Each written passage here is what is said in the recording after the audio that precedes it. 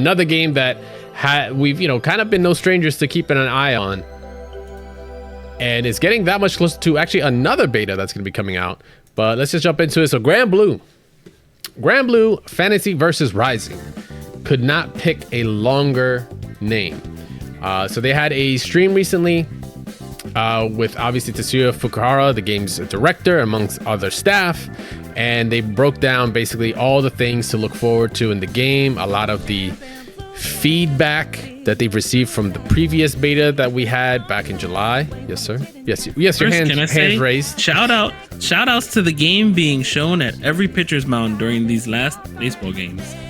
Because every time they're showing the pitcher's mound, it's like Granblue Fantasy Versus. I'm like, hey guys, I played that game. Yeah, exactly. There you go. So I'm just shout outs to that. Shout outs to more marketing. That's what we need. We need some more mainstream marketing.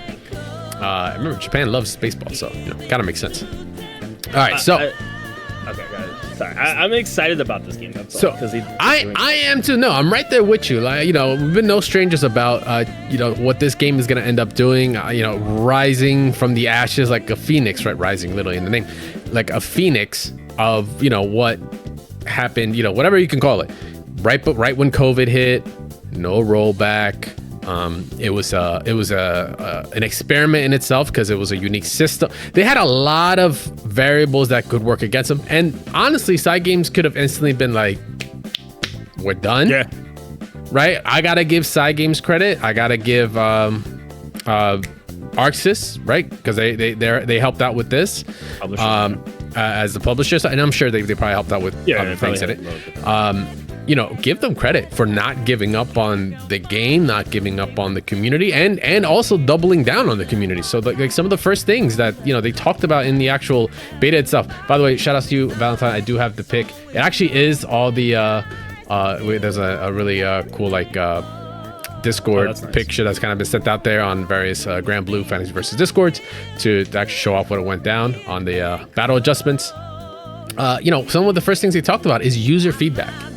User feedback. That is the name of the fucking game, man. Arxis, once again, they listened. They started more than just a rollback trend. It's more than just they did rollback, they saved FGCs. Like, no, they actually were pioneering a lot of things. I'm pretty sure Capcom was taking user feedback, but I don't know. Arxis, I felt like every season, every patch where it was something major, they were like, hey, there's a forum, go check it out, tell us what you think about it. From the rip, since beta number 1, where people were like, yo, this show's ass.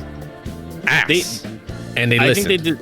I just think they do a good job with listening and then implementing, right? Yes. That's something that listening is one thing, actions is another, for sure. Yeah, I just don't feel like a lot of companies do, and I'm gonna kind of focus it on a little bit on Namco. If you look at Dragon Ball, really fucking bad. Bandai just did a terrible job with that. Tekken is kind of like a repeated offender, but they're very old school. What's done is done, right? Harada's like, you're not getting shit. I get it, right? So that's fine. But even with Soul Calibur, the patches implemented for that were just fucking dog shit. There's a lot of things that I just think was done right through Granblue, but also through Skullgirls. I think they're the bigger Skullgirls to me. It's the pattern they need to take, honestly. Like I said, is to be able to listen to the community, because we are the ones that are going to keep it alive, right? We're the ones that are going to be buying the multiple copies and continuing the marketing years after you've left the budget, right? It's going to be the deal. So the least they could do is listen. We at least try to know what we're doing. A lot of us there's a lot of data there, right? All right, so let's just jump into it. They took into obviously the feedback from the previous one, throws being just extremely weak.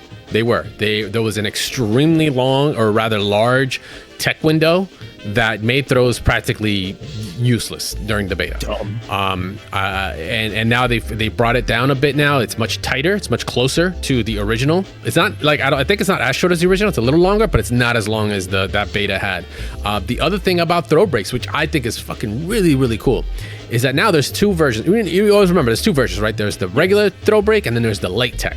Right? And what happens at the late tech? Your opponent still has advantage, because that's kind of a way to you get rewarded that you don't eat the throw damage or you don't eat the knockdown, but if you still late tech-ish, even though you try to react and you maybe not reacted in time within that window, you still get something. Like, you don't get the full damage, right? The scaling is much lower, but the opponent still gets a reward because they did still get catch you sleeping, right? Slightly. You're drowsy at that point. So they're at advantage.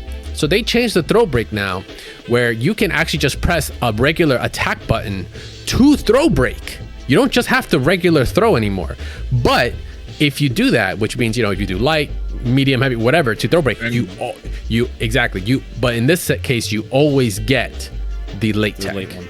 So which I think is fair. It's really cool. I like the idea of them balancing that way, because it's like, okay, it still gives you options to kind of check things, but now we got a little bit of a mind game. Like, could you blow up a potential late throw check, even if they tried the mash versus your actual grab? And even if they do late throw, it's not like, as the opponent that threw it out there, it's not like you're punished because they decided to mash. You still get advantage, right? Like, I thought that was such a really cool thing to implement. I was like, it's such a simple thing to add, but I was like, damn, those are fucking layers in there already. That is a great way to fucking to thought about making a solution for that. I thought that was already great, and this was just like slide one they were explaining. So the rest of this gets pretty intense. I just want to say I personally like that, just due to the fact that new players or players who are more casual, they're not always like, oh, I am going to use the throw button to get out of this situation, right? The throw button isn't always where your natural hands might be. So I think this is really cool I think more games should implement this, especially anime games, like one button throw breaks with a deficit, but like it allows you to break. Tekken did it. So, I mean, you just have to guess which one. So I think this is kind of nice to the players who are more casual. Like, I like that they're just balancing it between casual and also competitive, right? Yeah. For competitive players, we see this as like, oh, this is actually like maybe going to be turned into option select. But for casual players, they're like, oh, cool, I can just press one button. Tech, that's nice. I think the theme overall for this patch or all this presentation is really reward the player. And it isn't just like one player. It's like rewarding both players for the actions that they do, no matter what it is, whether it's a throw break situation, or what we're about to get into in a little bit with things like the ultimate moves and all that. But let's see, Raging Strikes being too strong, they've kind of dialed them down a bit. Ultimate skills, they were kind of hard to use in the beta. That's also a big thing that they've hit. So we're just getting a couple key points. It's a lot that they went into, and you guys can check out the full breakdown on it on a 4gamer.net article. I think Event Hub's posted up about this as well, but you can just easily get it translated and you can read through it. And there's some awesome creators out there that are covering this too as well. But kind of the key points that I want to look at, EX moves are giving you used to give you like a penalty in terms of meter gain in the beta. Like when you actually use the EX move, like your meter return would kind of like be a little penalized for that. It's no longer the case, so you're not getting kind of beat down for actually using your resources as much, which is good. We kind of already went through the throws. The bravery point system, bro, I was like, what? I had to look again. I was like, BP, what is going on here? Yeah, I was like, what is going on here? So the bravery point system, which are, points, you get 3 points to your character each round. I believe it's every round. Yes, every round. And these bravery points use things like Raging Strike and for brave counters and such. Basically, Raging Strike are the unblockables, or the guard crush moves. And when you land one, you get to take away one now from the opponent.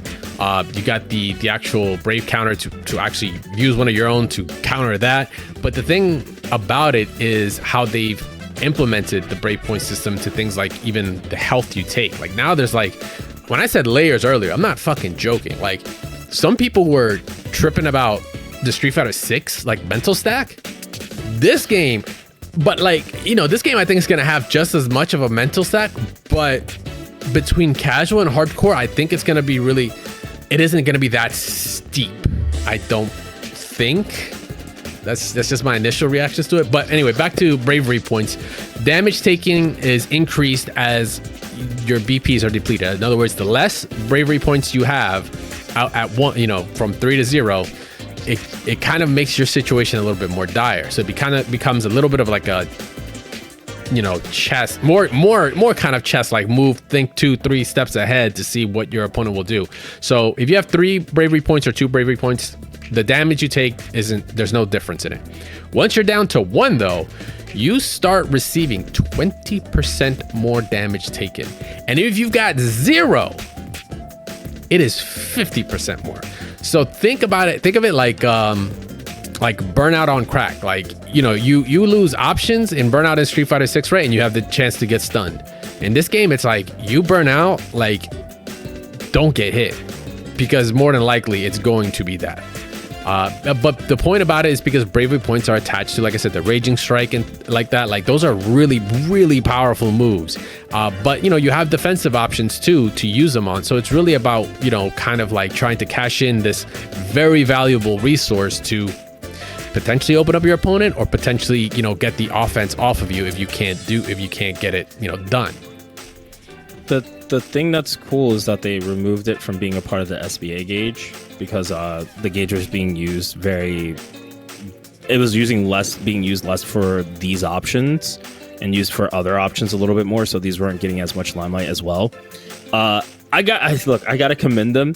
There is so many goddamn mechanics in this game now that I'm like, sorry if you weren't playing the game before. You just jumped into a whole boatload of shit. Like, it's going to be difficult for people to get competitive. I feel, in a sense of learning all these mechanics. But once you do, I feel like the ceiling for players and the game itself is going to be so high. I don't know. I'm going to be honest. If you were a new player, I would hope you take it step by step and they actually put a tutorial for everything. Yeah. Because this is overwhelming. It's as much as I like it. This is like my competitive brain is like, this is fucking dope. But then it's like my casual brain is like, this is way too much. Like, it's way too much. Yeah, like think about it. You've got footsies, you've got special moves, you've got your defenses, you've got overheads, you've got grab, you've got, you know, obviously everything that comes with grabs, right? Late tech, regular tech. You've got your raging arts, you've got your dash attacks, you've got your dodges, you've got your EXs, I guess, you know, add that to it, but I guess that's kind of your special attacks too. You've got your rolls, you've got your your counters, your brave counters, you got your BPs to deal with, you got your super bound, you got your super bound. You got to control the cooldowns for your regular skills. Yeah, technical versus regular, which all while Boss Argo's just like, come here, and just grips you up, right? But on top of that, honestly, yeah, the other thing I wanted to talk about is the technical stuff, right? That one was a biggie. You know, this game has been no stranger to kind of the critique on technical versus simple, right? It got to a point where it really did not matter that you did technical inputs. Like, there was just no difference, right? You were not getting rewarded outside of the slight cooldown differences, right, between technical and simple. But now they've kind of looked into it where there is more of a return to it, right? This is actually me, because I haven't checked out the difference on this yet. I don't know if the cooldown difference is there. I would imagine the cooldown stuff is still there.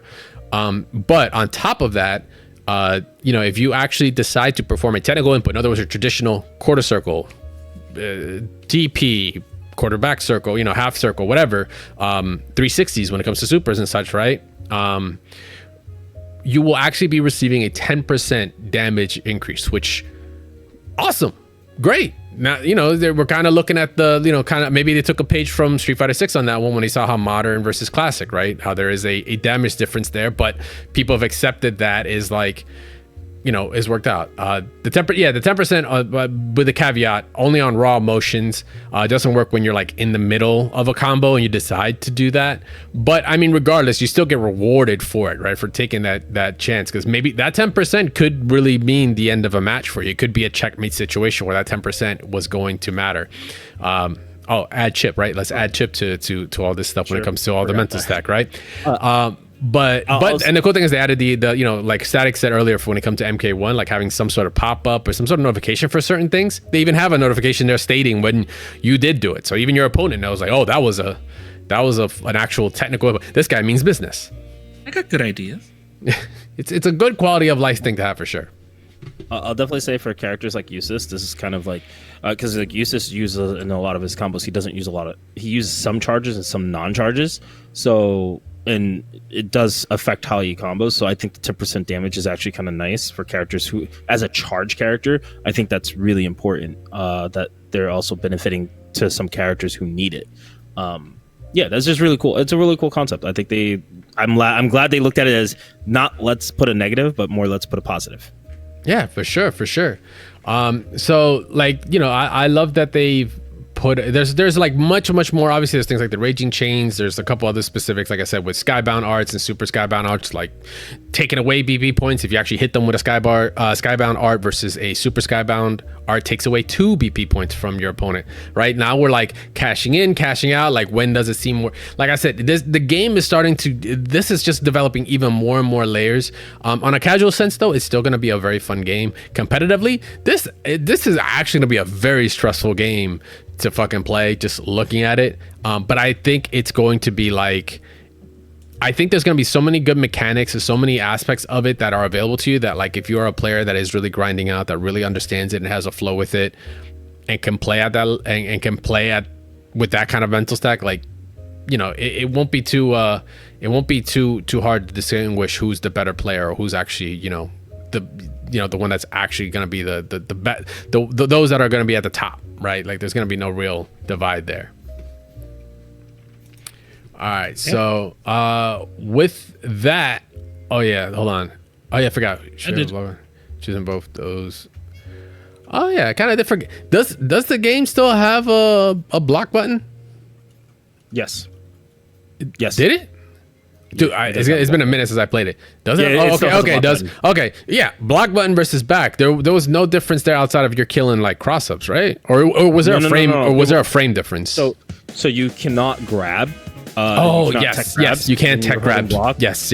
And you also the frames for after getting out of block to attack was different, I believe, from last time I recall. Well, so you block button, you get dodge and roll. Okay, right. Yeah, all right, there we go. Yeah, because like it was just different timings, but I think they also used at one point you were able to start doing dash block, kind of like KOF stuff instead of using attack. I'm not too sure. It's been a while, but yeah, I barely used the block button unless I really absolutely needed to.